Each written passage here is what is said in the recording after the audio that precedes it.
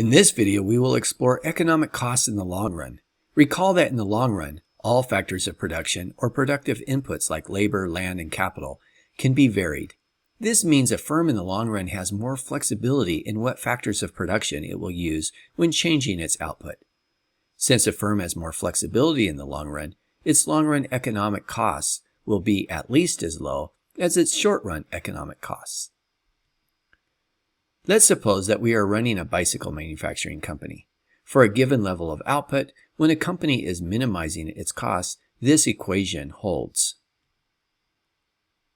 On the left side of the equation, we have marginal product of labor divided by the wage rate.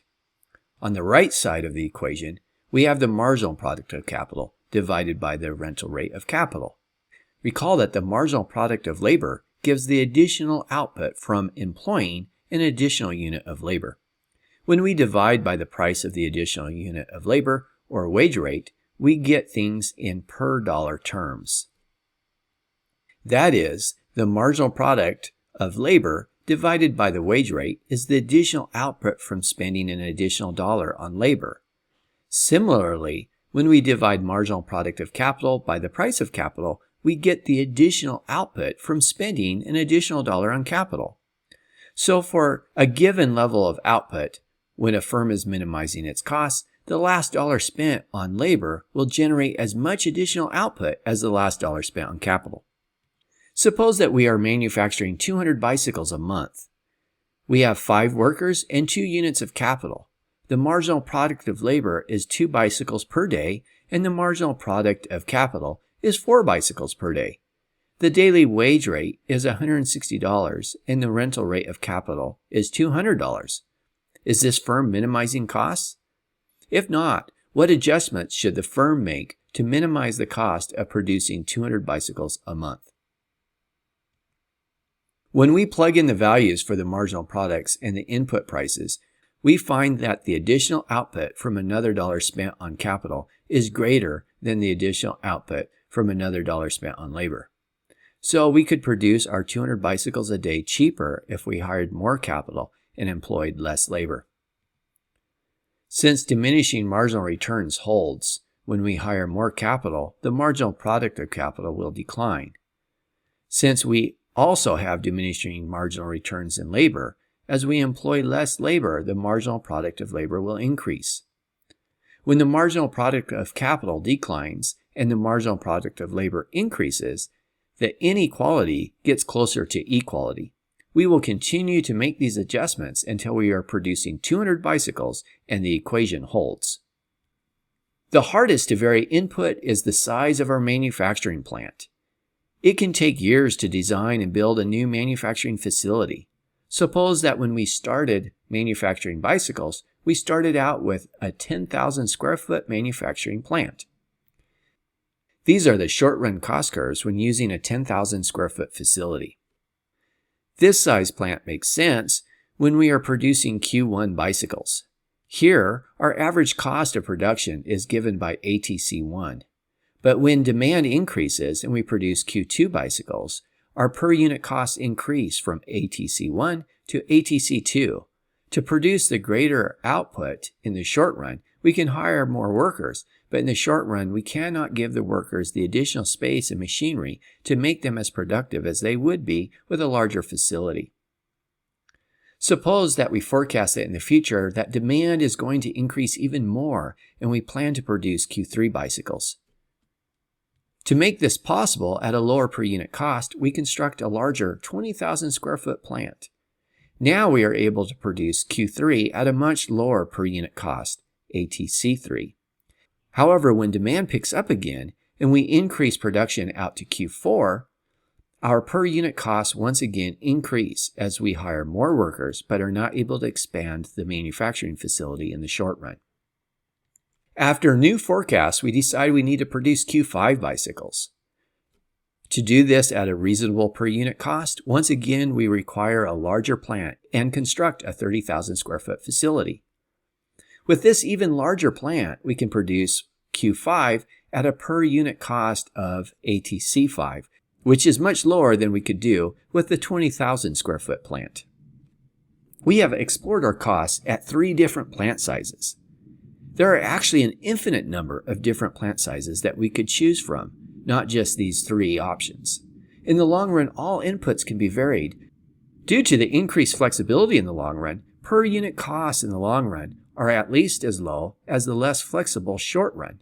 The long run average cost curve shows all the possible per unit cost possibilities in the long run. The long run average cost curve illustrates economies of scale. Economies of scale exist in the range where long run average cost is decreasing, or in other words, where per unit costs decrease as output increases. As a firm expands its output, it may be able to obtain economies of scale as it uses more sophisticated capital, increases worker specialization, or obtains greater managerial flexibility in how it uses its inputs. When the long-run average cost is increasing, there are diseconomies of scale. This is where per unit costs increase as output increases. Diseconomies of scale are caused by costs associated with increased firm size, like the costs of larger bureaucracy and the difficulties of managing a large operation. QMES is at the lowest point in the long-run average cost curve. This is where the firm experiences minimum efficient scale. Minimum efficient scale is the minimum amount per period a plant or firm must produce to minimize long-run average cost. Recall that when marginal cost is less than average cost declines. This is still true in the long run. Often firms that experience large amounts of economies of scale are firms that choose to produce with a heavy investment in capital and that experience relatively low marginal costs. As long as the marginal costs of production are less than the average costs, expanding output will bring per unit costs down. Later in the course, we'll explore how this can create a significant advantage to incumbent firms. For instance, in commercial jet manufacturing, there are massive economies of scale. This is also true in automotive manufacturing. Suppose you want to start competing with Boeing or Airbus in manufacturing commercial jets. Recall, Boeing's Everett, Washington manufacturing plant is the biggest building in the world. They have 39 miles of ceiling track moving parts throughout their plant. How can they possibly sell jets at a profit after building such a large manufacturing plant? The answer is they have long runs of production, and as they produce more, their per unit costs decline. They have economies of scale. If you wanted to start your own commercial jet manufacturing company, you would have to figure out how to get similarly long runs of production in order to produce at similarly low prices. Another example of this is software manufacturing. For Microsoft, the marginal cost or additional cost of distributing another copy of Microsoft Office is probably less than a penny. However, Microsoft has spent millions of dollars in programming to design and create the software. Since the marginal cost is so low, as it distributes more and more copies of the software, its per unit costs decrease as it expands the amount it produces. Again, this makes it very difficult to compete with Microsoft. To be cost competitive, you have got to figure out how to produce a similarly large volume of software to have similarly low per unit costs. Economies of scope exist when there are cost advantages to producing multiple products within one firm rather than producing each product in separate firms. Many retail establishments experience economies of scope. A store like Walmart is able to sell a large variety of products more cheaply than would be the case if there was a separate store for each product. By having all products under one roof, the firm is able to structure services like advertising, marketing, accounting, warehousing, and distribution, sales, and information technology so that all the products share these services. If different firms each individually sold each product, then each product would need its own advertising, distribution system, warehousing, and store, etc. This would substantially increase costs. A restaurant is also an example of a firm with economies of scope. Imagine if each restaurant only offered one food item. Costs are lower when there are multiple menu options within one restaurant. Let's work a couple of problems. At the current level of output, long-run marginal cost is $200 and long-run average cost is $175. What does this imply? Recall that when marginal cost is greater than average cost is increasing. When long-run average cost is increasing, we say that the firm is experiencing diseconomies of scale. In the 1990s, when Microsoft got sued for anti-competitive practices, one popular proposal was to break Microsoft into multiple companies, each producing a different product. So rather than Microsoft producing the Windows operating system and Microsoft Word and Microsoft Excel and Internet Explorer, the idea was that each of these products would be produced by a different company. However, if Microsoft was experiencing blank, breaking Microsoft into multiple companies would actually increase costs. When there are cost advantages to producing multiple products within one firm, we say that there are economies of scope. So the answer here is economies of scope. Microsoft produces an operating system, internet browser, the Microsoft Office package, and a number of other software products.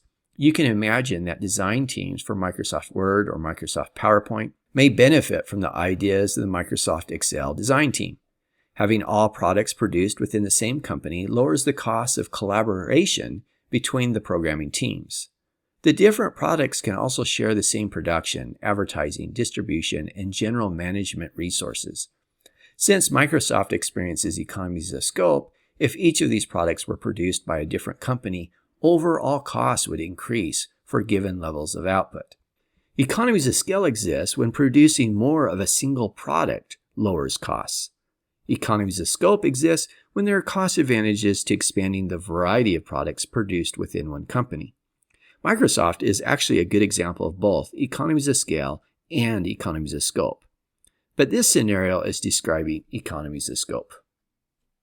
Learning economies are cost savings that come with experience.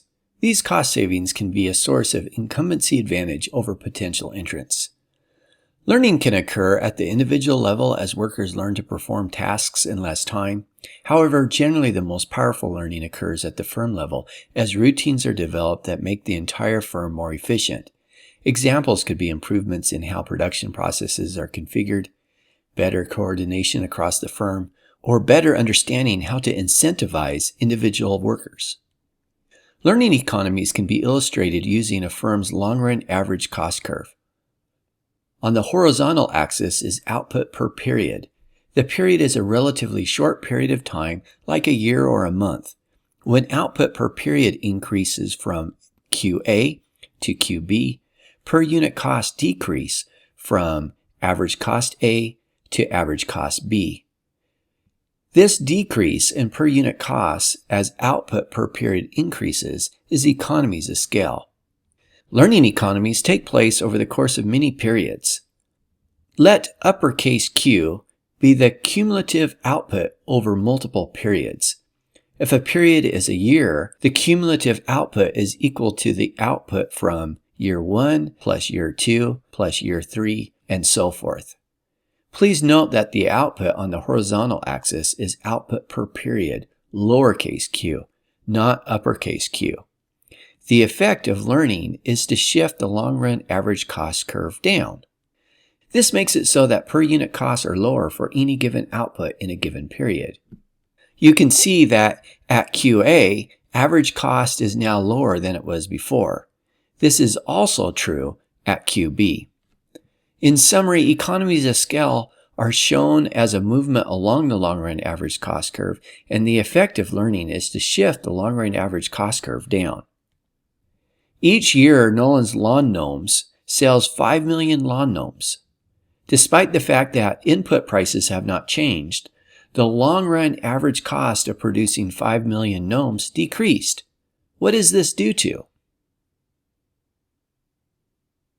The answer is learning. You can tell that this is an example of learning economies because the decrease in per unit costs is not due to an increase in the amount produced each year.